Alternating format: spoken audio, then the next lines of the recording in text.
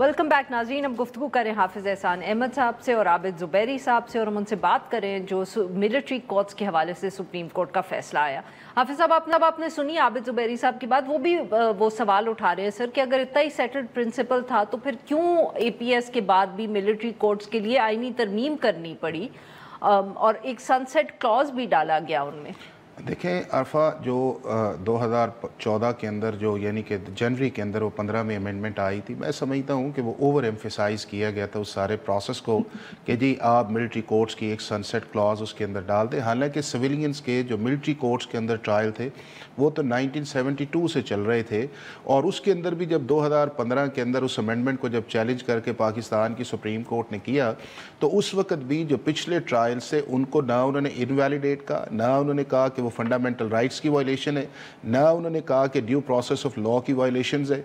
सारी चीज़ें जो थी जो कि सेटल्ड थी, लेकिन पार्लियामेंट ने एक सनसेट क्लॉज डाली और आगे। अब 2017 के अंदर फिर सुप्रीम कोर्ट की जजमेंट आई जिसके अंदर जो फेयरनेस के ऊपर है या क्रिमिनल लॉ के जुरिस्प्रूडेंस के मुताबिक है, अगर वो चीज़ इतनी ही थी तो हमारी तो अदालत को छोड़ दें फॉर द टाइम बीइंग।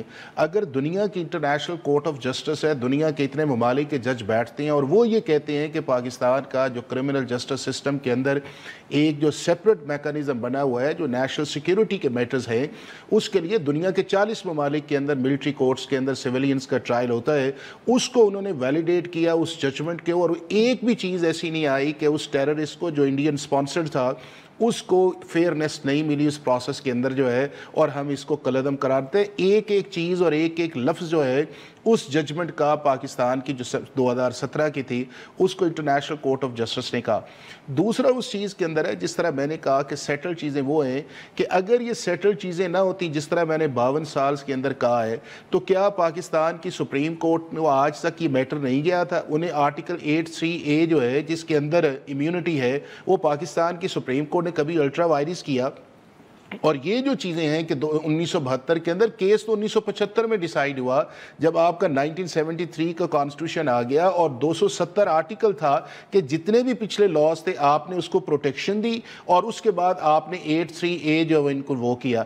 अब जब वो जजमेंट दे रहे थे तो चले एक और आगे चले जाते कि जब एक लार्जर बेंच ने जजमेंट दी जो आपका 5 से था, तो 2023 के अंदर वेट कर लेते कि अगर 4-1 से जजमेंट आई है उससे बड़ी चीज़ों को कर लेते। क्या आर्टिकल 184(3) के अंदर जाके उस जुडिशियल एक्टिविज्म को उस लेवल पे जाना था कि हम फैसला करेंगे कि आर्टिकल 83 है या नहीं है, कि जब क्लियर लैंग्वेज पार्लियामेंट की है और आपसे बड़े बेंचेस उसका फैसला करते रहें।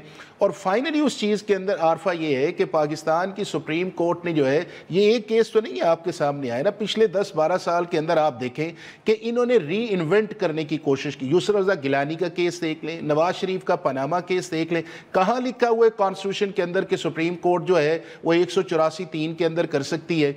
उसके बाद आप ये देख लें आर्टिकल 62(1)(f) देख लें, 63 नहीं, मैं सिर्फ एक गुजारिश कर रहा हूं कि आज भी जो सुप्रीम कोर्ट की डिटेल रीजनिंग आई है उसके अंदर उन्होंने उसी जो कॉन्स्टिट्यूशनल स्पिरिट या कॉन्स्टिट्यूशनल की एक प्लेन लैंग्वेज है उसके मुताबिक फैसला करके उन सारे फैसलों पर रिलाय किया जो आज तक 52 साल के अंदर आए हैं। और ये फैसला जो है जो कॉन्स्टिट्यूशन ओवर रीच की गई थी अक्टूबर के अंदर, उसको पाकिस्तान की सुप्रीम कोर्ट ने मेजॉरिटी ने इंट्रा कोर्ट अपील में रेक्टिफाई किया। ठीक जी, आबिद साहब ओवर रीच कह रहे हैं हाफिज साहब जो अक्टूबर का फैसला था, और साथ में सर वो इंटरनेशनल कोर्ट का भी हवाला दे रहे हैं कि उनको भी कोई एतराज नहीं है हमारे मिलिट्री कोर्ट्स के ट्रायल से। ये मैं इनसे कहूँगा दिखा दें क्यों एतराज नहीं है। आपको पता है जब ये जो इंडियन स्पाई है यादव या क्या नाम है उसका, जादव, उसका जब केस चला वहाँ इंटरनेशनल कोर्ट में, मैंने वो साइट किया, जादव जो था मैंने उसका कोर्ट साइट किया।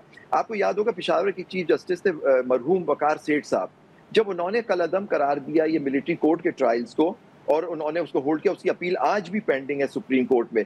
जब वहां ये पॉइंट उठा कि ये फेयरनेस नहीं है इंटरनेशनल, आप दिखा जजमेंट मौजूद, ये मौजूद थे कोर्ट में जब ये आर्ग्यू हो रहा था, मैं कर रहा था, मैंने इनको इनके सामने पेश किया था, तो उसके अंदर कोर्ट में उन्होंने वहां पाकिस्तान ने कंसीड किया before the international court of justice कि जी हाँ ये जो जजमेंट इन्होंने दिया, ये देखिए हमारे कोर्ट्स इस तरह की जजमेंट दे रहे हैं जस्टिस वकार सेठ मरहूम वाली, तो देखिए फेयरनेस सारी मौजूद है। उसमें उन्होंने कहा था जस्टिस वकार सेठ ने कि मिलिट्री कोर्ट्स के ट्रायल फेयर होते ही नहीं है। वहां पाकिस्तान ने उस जजमेंट पर रिलाई किया जिसकी खुद अपील करके बैठे हुए हैं सुप्रीम कोर्ट में। तो ये कैसे कह सकते हैं कि इंटरनेशनल कोर्ट ने इसको अप्रूव कर दिया? किसी महज़ब माशरे में ملٹری کورٹس کو. صرف یہ مڈل ایسٹرن کنٹریز, اس طرح کے ملکوں میں آپ جہاں ڈیموکریسی ہے ہی نہیں, وہاں آپ ملٹری ان کورٹس دیکھیں گے. ایجپٹ ہو جاتا ہے, جارڈن ہو جاتا ہے, ان کے آپ دیکھیں گے جہاں ڈیموکریسی ہے ہی نہیں سرے سے. ہمارے یہاں ڈیموکریسی, ہم یہ نہیں کہتے, دیکھیں جو غلط کام کرتا ہے اس کا ہوتا ہے, لیکن سویلین کا ٹرائل ہوتا ہے. آپ دیکھیے ایک ملٹری کورٹس میں انہی کے آفیسر بیٹھے ہوئے ہوتے ہیں, اگر وہاں انہوں نے ایک الزام لگایا کسی مجال ہے اس کی وہ کر دیں نہ, آپ اس کی آج اتنے دن ہو گئے یہ موجود تھے, یہ انہوں نے بہت پروگرامز کیے کہ ہر چیز بڑی فیئر ہوتی ہے. فیئر یہ ہوتی ہے کہ مجھے اس ایویڈنس کو تو دکھاؤ, ججمنٹ تو دکھاؤ. نہ ایویڈنس دکھائی گئی ہے نہ ججمنٹ. جب بھی اپیل کا رائٹ اگر دیا جائے گا تو یہ سب چیزیں فائل ہوں گی. اپیل کا رائٹ پارلیمنٹ کا بھی, یہ وہ پارلیمنٹ آپ سمجھتی ہیں کہ اس پہ عمل کرے گی اور اپیل کا رائٹ دے گی, جو خود ڈکٹیٹڈ پارلیمنٹ ہے. سر یہ تو بہت اہم ایشو ہے. ویری کوئکلی سر. نمبر 1 یہ ہے کہ جو انٹرنیشنل کورٹ آف جسٹس کے اندر صرف ایکسٹرنل رائٹ آف اپیل پہ بات کی, جس کو بعد کے اندر گورنمنٹ آف پاکستان نے آرڈیننس کیا اور پھر بھی گھلبوشن نے اس کو اویل نہیں کیا تھا. فیئرنس کے اوپر ایک بھی کرٹیسائز پاکستان کے اوپر انٹرنیشنل کورٹ آف جسٹس نے کیا. جسٹس وقار سیٹھ نے جو ججمنٹ دی تھی وہ ساری کی ساری ججمنٹ تھی پی ٹی آئی کی گورنمنٹ تھی. انہوں نے سپریم کورٹ کے اندر چیلنج کیا کہ یہ ججمنٹس غلط ہیں, سویلینز کا ملٹری کورٹ کے اندر ٹرائل ہو سکتا ہے, یہ آرٹیکل 10A کی خلاف ورزی نہیں ہے, ڈیو پروسیس آف لاء نہیں ہے. اور پاکستان کی سپریم کورٹ نے پی ٹی آئی گورنمنٹ کے کہنے کے اوپر ان ججمنٹس کو جو ہے وہ ساری کی ساری جو سسپینڈ تھی جو آج وہاں پہ پینڈنگ پڑی ہوئی ہے. تیسرا یہ چیز ہے کہ اگر پارلیمنٹ کے اندر اب رائٹ آف ایکسٹرنل آ گیا ہے, یا جن چیزوں کے اوپر آپ سمجھتے ہیں کہ آپ کو ملنی چاہیے, جب پارلیمنٹ اس کی لیجسلیٹ کر دے گی, چونکہ آج کے فیصلے کے بعد نہ ریویو نہیں ہو سکتا. سر ویری کوئکلی آپ کے خیال میں پارلیمنٹ اس پہ لیجسلیٹ کرے گی؟ بالکل کرے گی. سپریم کورٹ کی ڈائریکشن ہے, اٹارنی جنرل کا, اور وہ جو ایک ایکسٹرنل میکانزم تھا میرا خیال ہے کہ اس کو پارلیمنٹ کر دے گی. 30 سیکنڈ سر, حافظ صاحب کا خیال ہے کہ پارلیمنٹ ضرور لیجسلیٹ کرے گی. تو پہلی بات ہے سپریم کورٹ یا کوئی کورٹ پارلیمنٹ کو ڈائریکٹ نہیں کر سکتی, صرف کہہ سکتی ہے ڈائریکشن, یہ وہ مانے نہ مانے ان کی ثوابدید ہے. لیکن اس کیس میں بھی جسٹس جواد خواجہ صاحب نے کنٹیمپٹ تو داخل کر دی ہے, لیکن اگر شارٹ آرڈر آئے ہوئے آج 135 دن ہو گئے تو آج تک کیوں نہیں کی؟ ریزنس تو صرف order is the short order, اس کو آئے ہوئے آج 135 دن ہو گئے. کیا ان لوگوں کو جن کو آپ نے سزائیں دی ان کو اپیلیں ملی ہیں, ان کا اپیل کا اختیار ملا ہے؟ نہیں ملا ہے. تو یہ آج ریزنس کے بعد مل جائے گا. آپ نے اتنا دیر انتظار کیوں کیا؟ آپ تو ایک سیکنڈ میں لا بنا کے پاس کرتے ہیں, اوور نائٹ وہاں قانون سازی ہوتی ہے. اب تو 2/3 میجورٹی بھی آپ کو پلیٹ میں رکھ کے دے دی گئی ہے, تو بنائیں, آپ اپیل کا رائٹ کل دیں, کل بلائیں پارلیمنٹ کو اور لا بنائیں. نہیں بنے گا سر.